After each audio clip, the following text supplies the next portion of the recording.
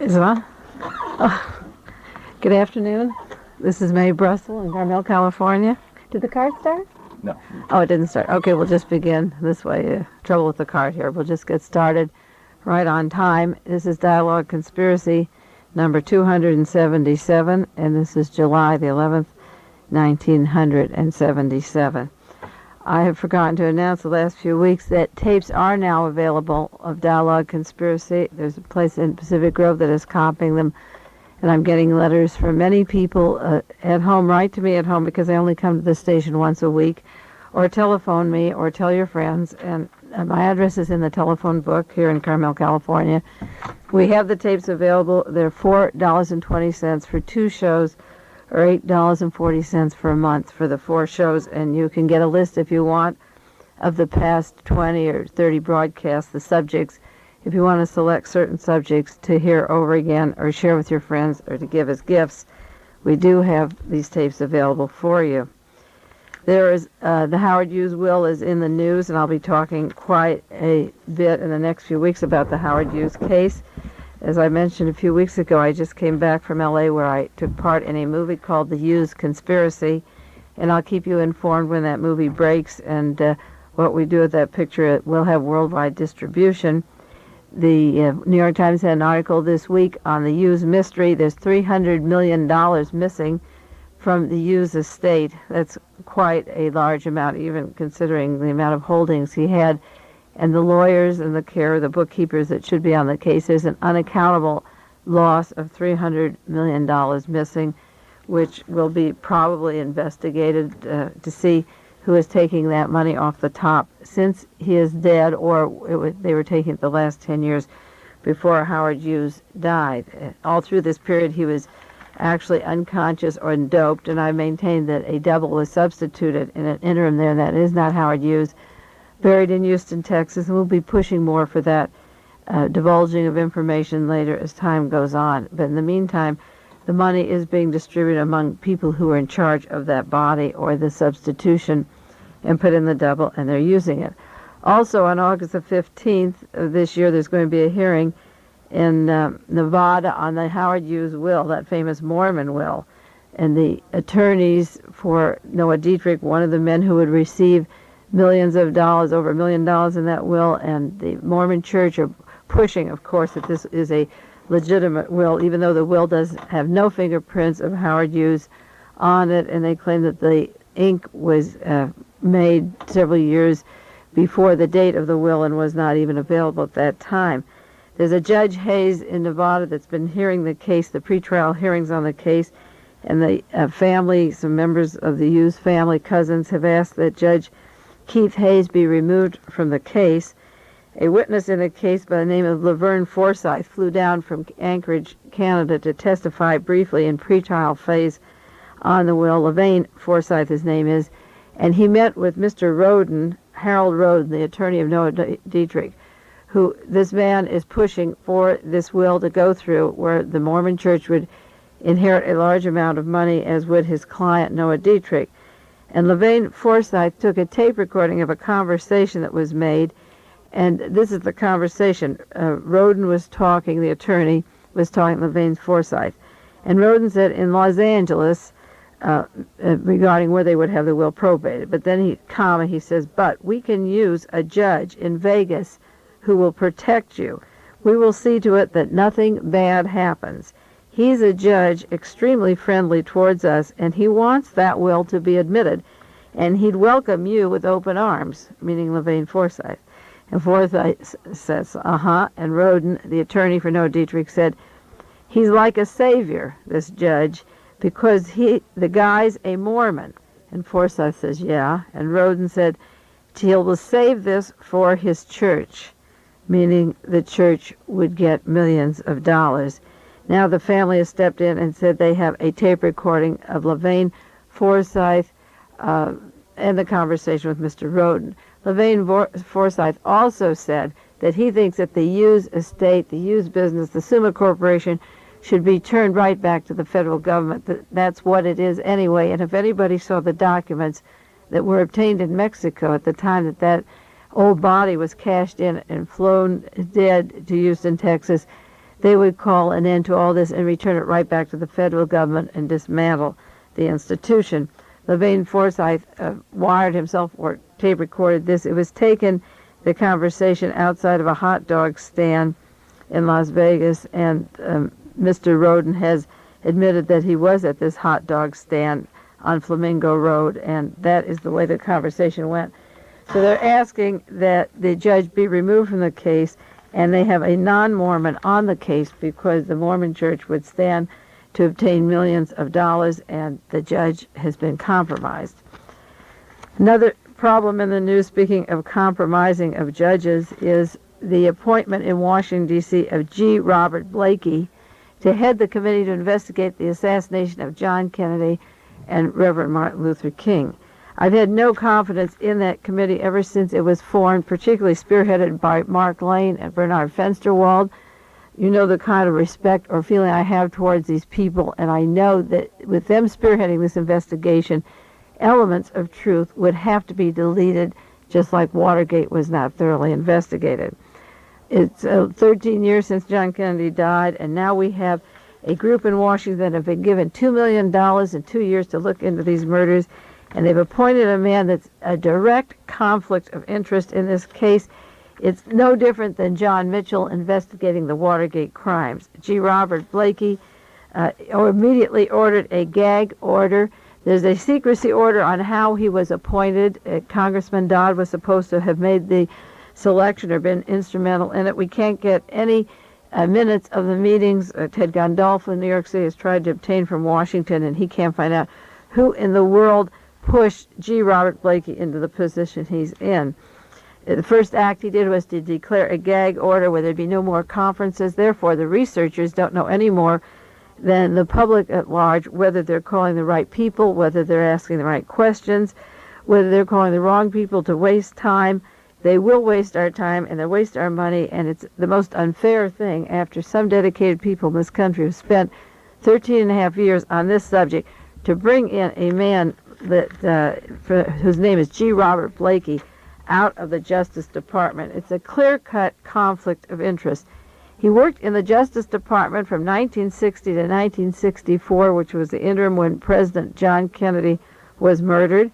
He was a special attorney for organized crime and racketeering section at the time that the FBI hired the mafia, Sam Giancana and Charles Nicoletti, and these men said they can't be prosecuted for organized crime because they worked with the federal government. He worked the exact years that Robert Kennedy wanted the CIA to stop using mafia members, which his Justice Department was doing, and the time when Sam Trafficante and other mafia members were being hired for assassination teams. He worked in the organized crime section. He couldn't prosecute the men because they were used to become part of assassination teams in America. And they were immune, and that was his department. And those were the exact years from 1960 to 64 when Robert Mayhew, working for the Hughes Corporation, for Howard Hughes, and formerly with the FBI and the CIA, was fronting for the FBI and the CIA and Hughes and organized crime in getting up assassination teams that have rocked this nation to its foundation since 1960. Blakey played a major role in drafting part of the Omnibus Crime Control and Safe Street Acts after Robert Kennedy and Reverend Martin Luther King were killed. It became the spearhead of the LEAA, and this became another method of doing lobotomies in prison. Grand jury indictments were coming down against radicals or the left or the new left. The COINTEL program was in operation. There was surveillance and data banks by the Justice Department. Blakey was in the thick of all that when these murders were planned and covered up by the Justice Department. Their crime bill's so bad now that it's being reviewed and challenged, and Blakey was the one who helped write it. He also helped write part of the Senate Bill 1, that controversial Senate Bill 1, and we can't find out as researchers which part he authored of that notorious instrument. It's very important to write to any members of Congress that you have confidence in, or I don't know what other way to tell you, call talk shows and write letters to the editor. Those are the only two sources of getting information out, I suppose, getting on radio programs at these night talk shows in Los Angeles and San Francisco and around the country. New York or wherever and get on the air and complain that, for example, Mae Brussell and Ted Gandolfo are two researchers who do use the news media to say that Mr. Blakey is a direct conflict of interest. He will not serve the truth. Congress will say, look, you researchers had 2 years, and now you've had all the time and money you need, and you can't come up with anything new. And yet we sit with all kinds of information. Harold Weisberg has written 4 books on the Kennedy assassination and 1 on Reverend Martin Luther King's murder. He can't get before this congressional committee and have them use his information. It's a total cover-up. They will not use the information of Penn Jones Jr. in Texas, who's published 4 books on the subject, or, of course, any of the material research I have. But Blakey, coming from the Justice Department and being there in those divisions, helping write the crime bill, working with Senate Bill 1, being there when the Mafia was employed by the FBI and CIA for killer teams, makes him a part of the action. And if he's part of the action, how can he be part of the investigation? The frustrations go on and on for we researchers. I guess we should expect that at this point. We didn't expect an easy path to uncovering the truth. And I did want to read to you on Dialogue Conspiracy Now a tape of a woman, Lillian Castellano, who lives in Los Angeles, and she testified before the Board of Supervisors in Los Angeles. There have been several hearings on the Robert Kennedy assassination, and I have a written transcript of her testimony, and I'm going to read that to you today as she said it to them there. And I didn't play the tape directly because there was some rustling of papers and interruptions in her tape. And I want to read it straight through. And then next week on Dialogue Conspiracy, I hope to play for you directly the speech of Ted Chirac before the same body of people in Los Angeles. The Supreme Court had turned down 7-0, even investigating the Sirhan case. They wouldn't look at the physical evidence. The researchers there are so dedicated. I think all of us around the country are, and there's a team down there that have been dedicated, and their frustration level is so high because there's nowhere to go. And finally, the Board of Supervisors, who helps run the city of Los Angeles, the police department, the sheriff's department, had a hearing of researchers about their work on the Robert Kennedy case. There were 2 separate sessions of hearings, and the second session was May the 25th, 1977, and I'm going to read you what Lillian Castellano testified. She started work on the John Kennedy assassination and then went immediately to the Ambassador Hotel when Robert Kennedy was killed. She's a long and dedicated researcher. This is what she said. Gentlemen, my name is Lillian Castellano. I will read my address to you. I'm not an eloquent speaker, but I don't want any interruptions. I ask this because the reporting of my testimony to the grand jury back in 1971 was edited and garbled. Therefore, I intend to give them a copy to the court reporter of what I say so that the official record will contain no omissions or discrepancies. And she is right. When they take these down in court, they change it, and the official record is not what you testify. Lillian went on to say, on May the 23rd, 1969, and on June the 6th, 1969, that's exactly 1 year after Robert Kennedy was assassinated, the Los Angeles Free Press published the first article ever to appear in print that questioned the number of bullets fired in the Robert Kennedy assassination. This article was prepared by my colleague here today, Floyd B. Nelson, and myself, and was titled 10 Shots from an 8-Shot Revolver. That count of 10 bullets, consisting of 3 extra bullets, in addition to the 5 bullets removed from the wounded victims and the 2 bullets removed from Kennedy, was based on 2 different photographs. First, there is a photo of the center divider in the Ambassador Hotel that shows the 2 swinging doors, and there are 2 bullet holes encircled and numbered by the Los Angeles Police Department. The photo was taken June the 6th, 1968, right after the shooting, late at night or early morning, by amateur student photographer John R. Clements, labeled FBI Photo E3, captioned 2 bullet holes. Second, the Associated Press photo of the backstage doorframe shows 2 police officers pointing to an object, and the AP caption says, a bullet found near Kennedy's shooting scene, and concludes, the bullet is still in the wood. Both the Free Press articles concluded the count of 10 bullets that were recovered, together with the following statement. 10 bullets from an 8-bullet revolver. Remember, the police have all these received bullets in their possession.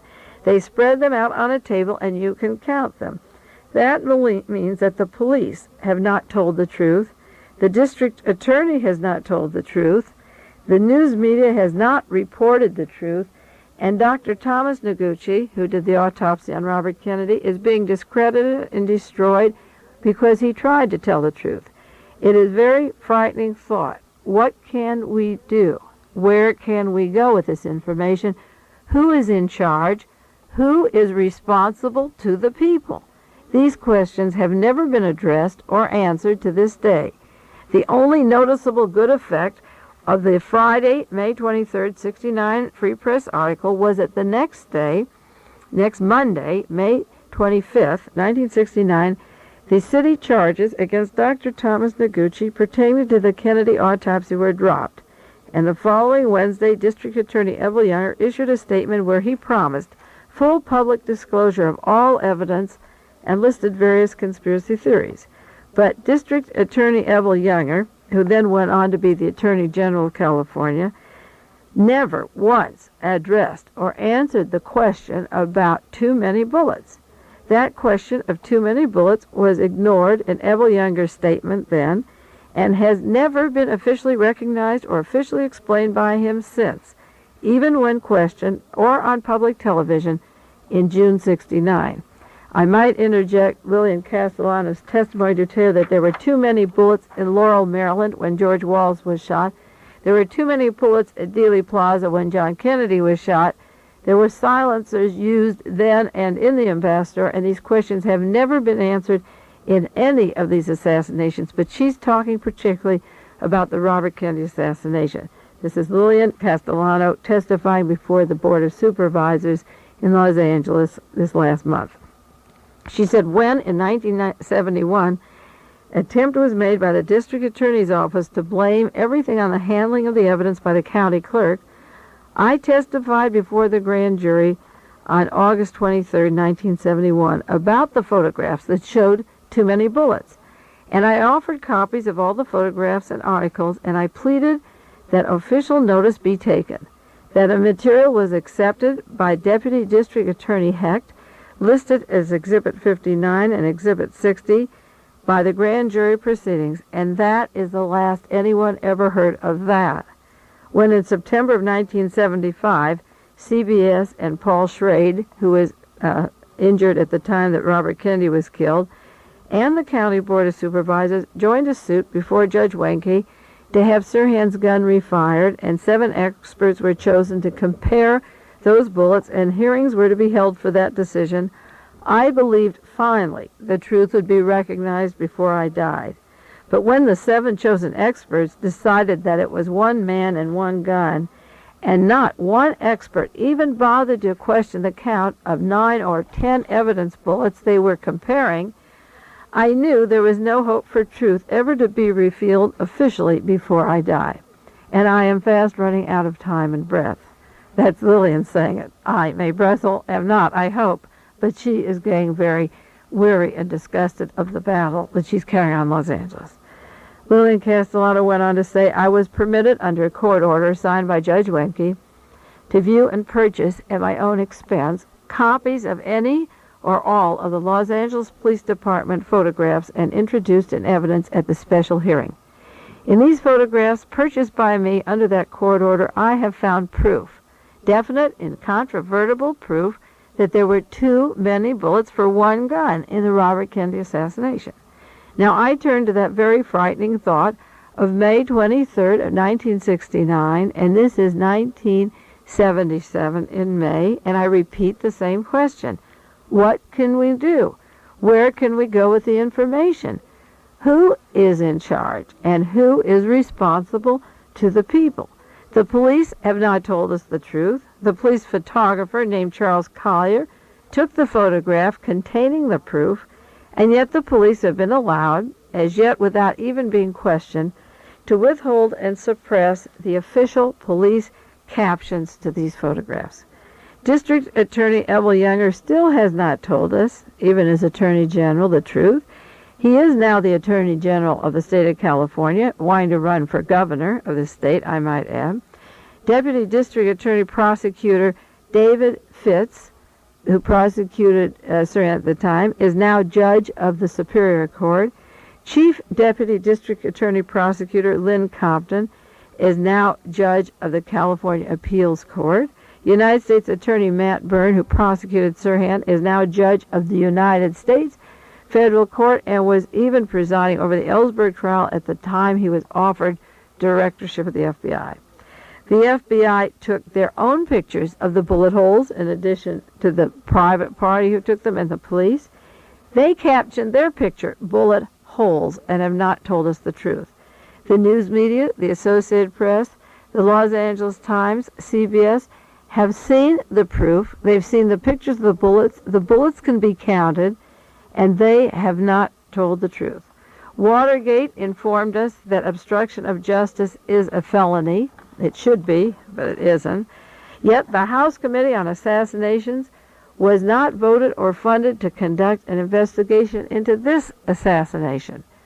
Lillian Castellano is asking at the Board of Supervisors in Los Angeles, how is it that the group in Washington is investigating the John Kennedy assassination and the Martin Luther King assassination and not the Robert Kennedy assassination? And I interject her testimony to say that I believe this is the easiest to solve. And the reason they're not doing it is that these people in California, Chief of Police Ed Davis, Attorney General Evel Younger, have been selected to become governor and head of the FBI or on the Supreme Court someday, particularly Evel Younger.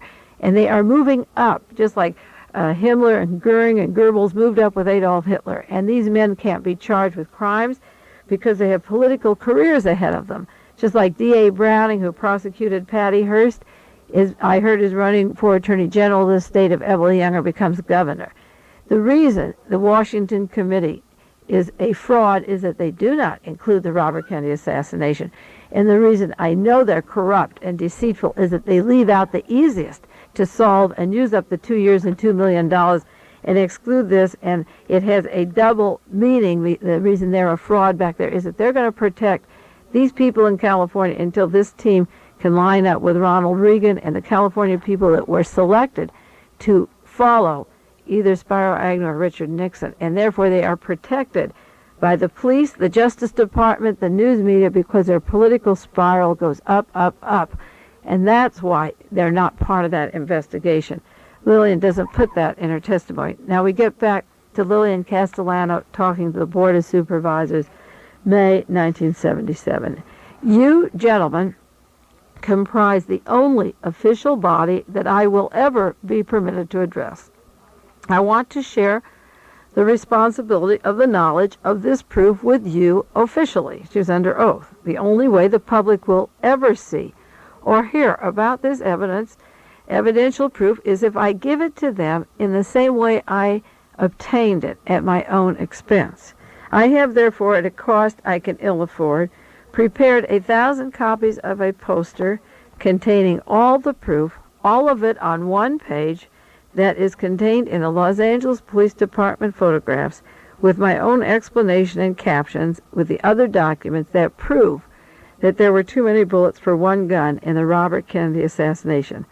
I give a copy of that poster to each of you gentlemen and an extra copy, and I request it be accepted as official exhibit to the hearings. I hope the official record of this hearing will be made available to the public. I hope the Los Angeles County Board of Supervisors will assist me in making this poster available to be seen by the public. For the written record, I'll read off an index listing of the contents of what this poster is. I have enlarged the photographs for the benefit of the press. At the upper corner of the poster that she made, it's a large poster, is a court order signed by Judge Wenke on this case in January 76. The second picture is a photo of Robert Kennedy's coat showing the bullet holes going through the shoulder pad. And the third picture is a stick going through, showing the angle of the bullets. The fatal bullets went from the ground up into the ceiling panels, through his coat and into the ceiling panels. The fourth picture shows the shoulder pad of the coat, and superimposed is a description of bullet number 2, where they said the bullet passed through the right shoulder pad of Senator Kennedy's suit coat and traveled upward, striking victim Schrade in the center of his forehead. The bullet was recovered from his head and booked as evidence. If it hit Mr. Schrade in the forehead, he had to be up in the ceiling to get it on the head. But the truth was that it did not hit Mr. Schrade in the bullet in his head. Another bullet did, and the ceiling panels were immediately removed, where the evidence that the gun was fired from behind Robert Kennedy and went up through the shoulder pads into the ceiling would be available. The sleeve was cut off of his coat and destroyed by the Los Angeles Police Department. The ceiling panels were destroyed, and the police tried to explain that that was a bullet that went into Mr. Schrade's head. Mr. William Harper, a noted expert on ballistics, said that the shot through the shoulder pad was the ninth bullet in his affidavit dated December 28, 1970. There's another picture of an official bullet count signed by Dwayne Wolfer. Then the original map, hand-drawn to scale, showing the location of where the bullets were in the wood. There's a picture of Los Angeles police officer Rosie and Wright holding a ruler, and they are measuring the distance of the bullets. It's captioned LAPD photo of Nick and Wood of stage door facing opposite the bullet in the wood. The LAPD, another photograph, the bullet still in the wood of the door frame. Picture 4 is an enlargement of a bullet still in the wood. District Attorney Vandekamp tried to testify or say at these hearings or early hearings that it was a nail in the door. District Attorney Vandekamp has been considered for an appointment as director of the FBI by Jimmy Carter, and he covers up at this stage of the game that it was a nail when the police department say it was a bullet, when the heads of all the bullets obtained showed that they had been in wood, according to the experts.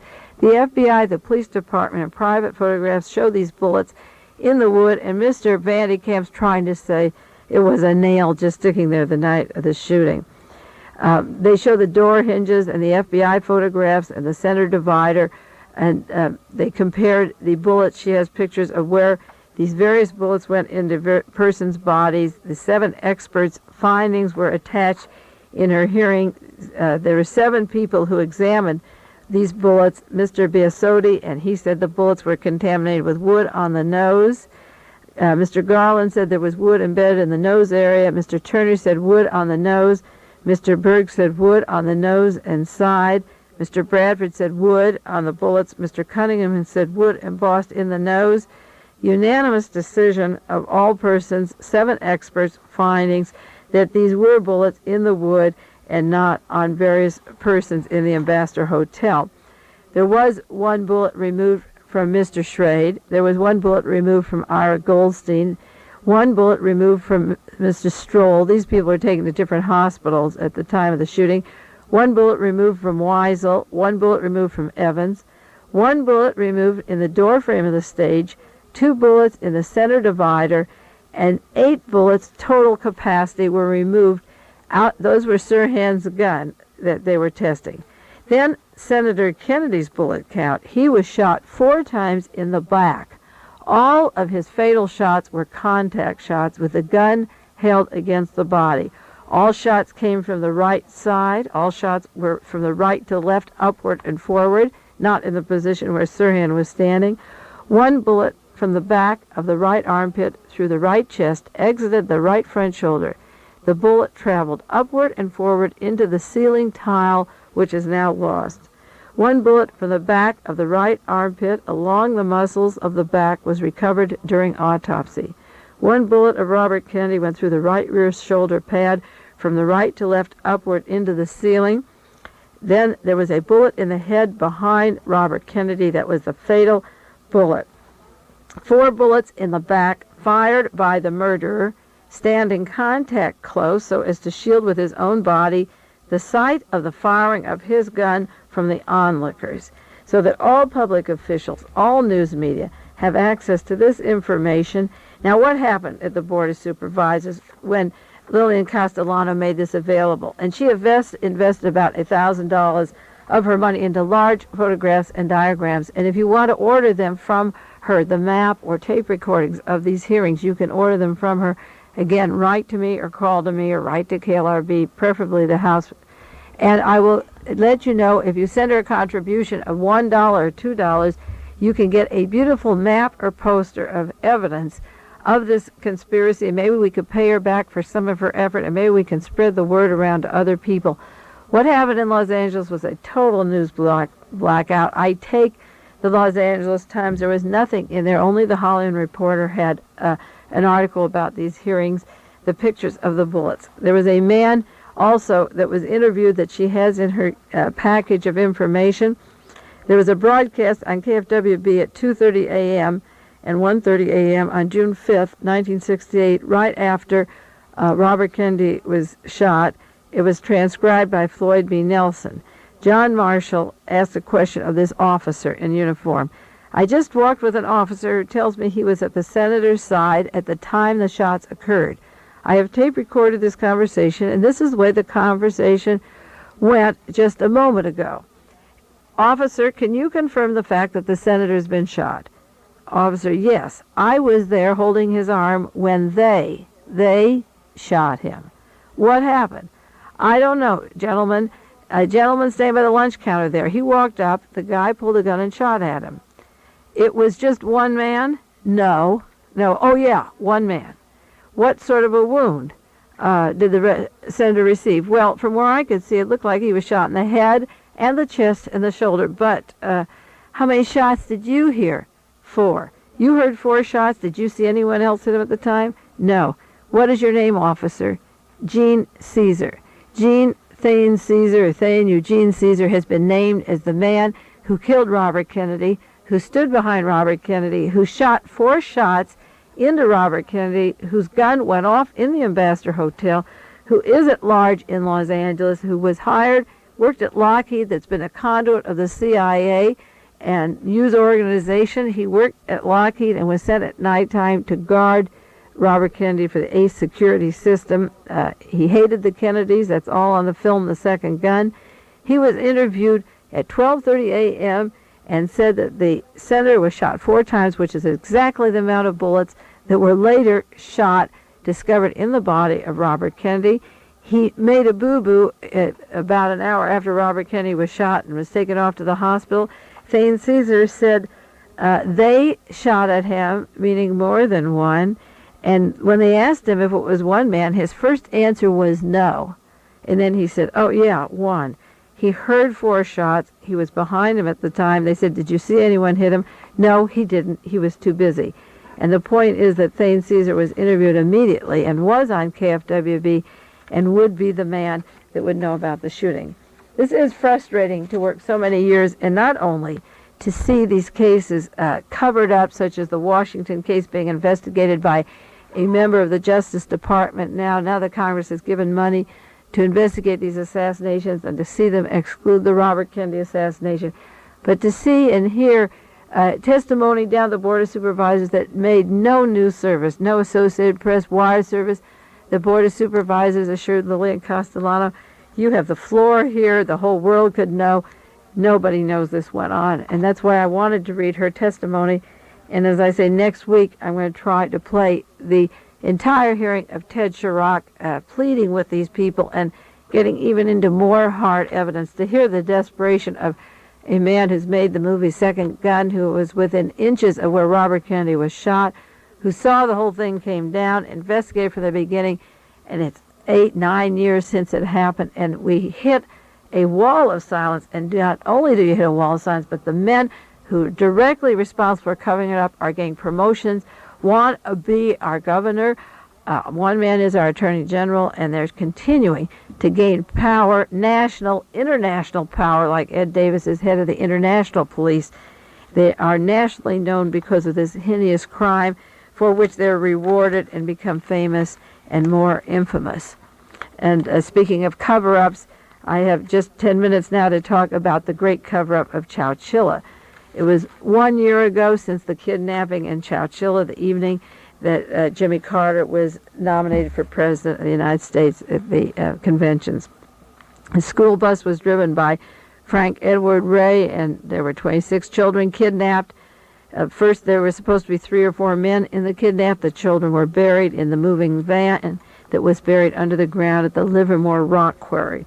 Within a week, Frederick Newhall Woods, 24, James Schoenfield, 22, Richard Schoenfield, 24, were arrested. At the time of their indictment, there were 60 witnesses, 150 pieces of evidence, 27 counts of kidnapping, and yet they haven't gone to trial. Why haven't they gone to trial? It's been a year. 8 days after the kidnapping, I called July 19th to David Toschi, chief of police. No, he's not chief of police. He's the San Francisco police inspector under Charles Gain, who's in charge of the Zodiac files. And I told him the Zodiac killer and that combine of a white International Guard of terrorists was at work in California again, and that the Chowchilla kidnapping was linked to the Zodiac case.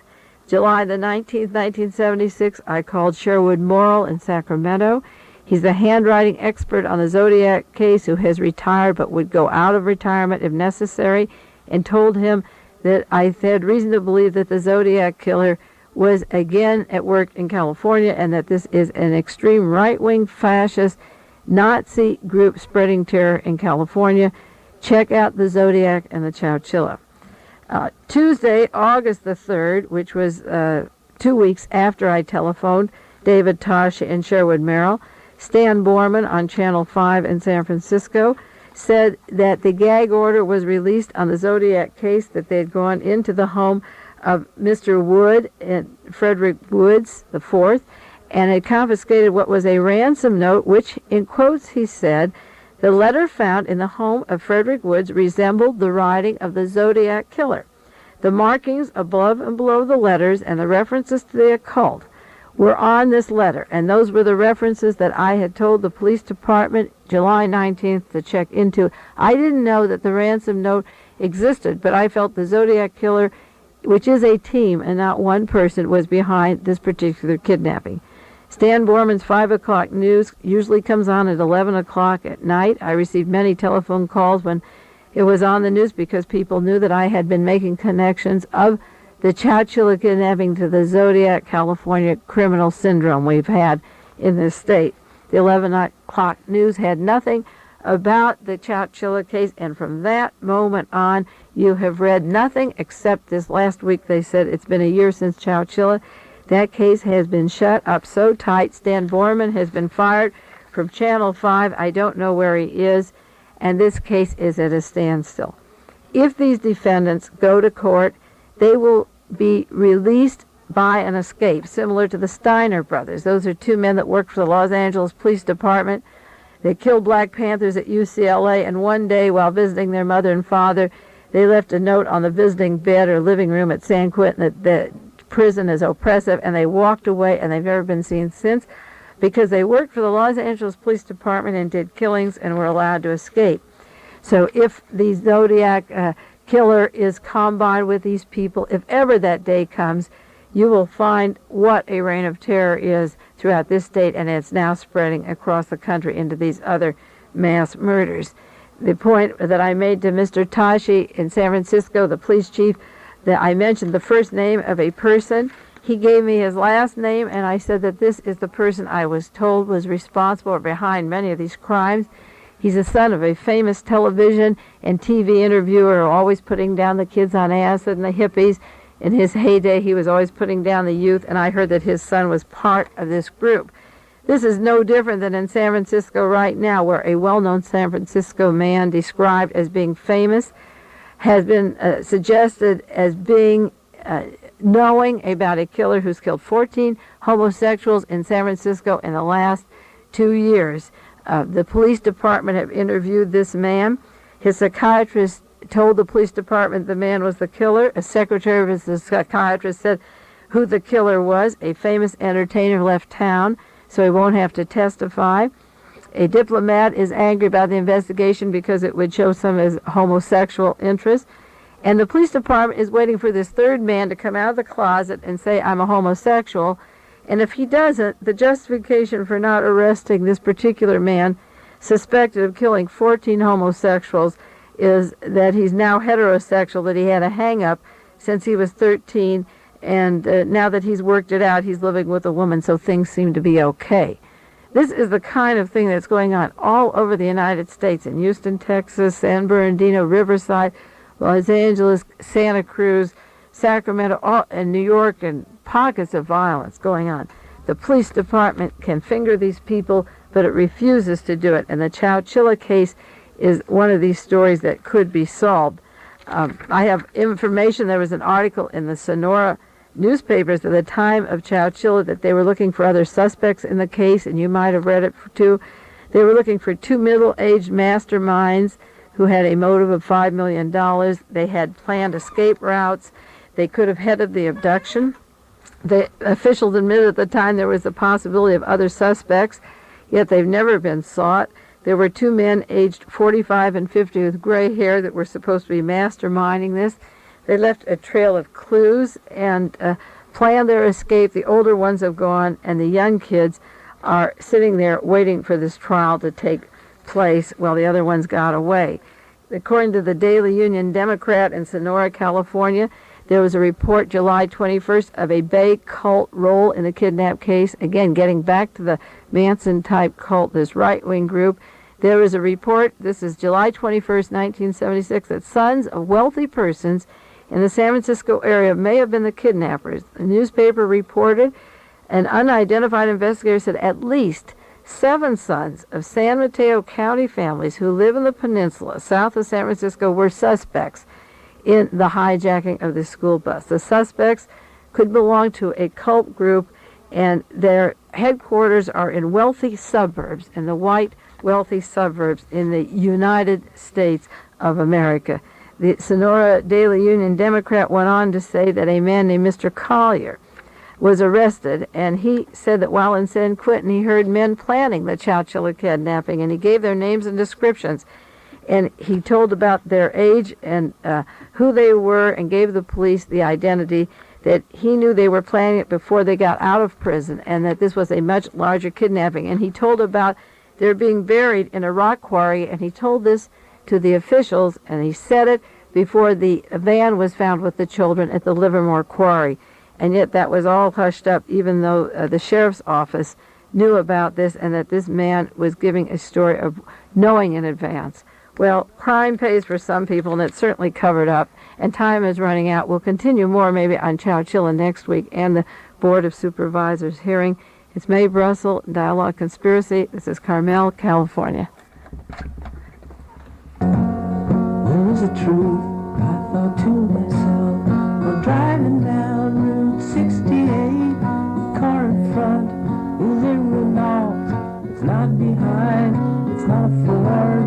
There is a truth, but how things happen. If it was yesterday, it wasn't 1894. And if tomorrow not to come true, there'll be another truth in store. And those who think there is no truth, that all depends on point of view, will lock us up, fire the bomb made only for a gentleman to use. President is just a choice, he should not incite or claim his fame. One November night I heard the screaming horns, a new America had changed her name. We're not the same, you and I are not. You who call free thinkers enemies, you are clearly now the enemies. And we will do what we must do to keep it free, like I was right when she must sing and they must slave. You must have heard that we will never really rise again. The mind behind the plastic mules gave the word. They cannot just mow us down. It's they who are the arch anemic ones. Ours are free and tender girls, ours are mountain climbing sons. So you and I would disagree. Truth exists, but misery. I cry for you, I cry for us, as I prepare to leave the bus.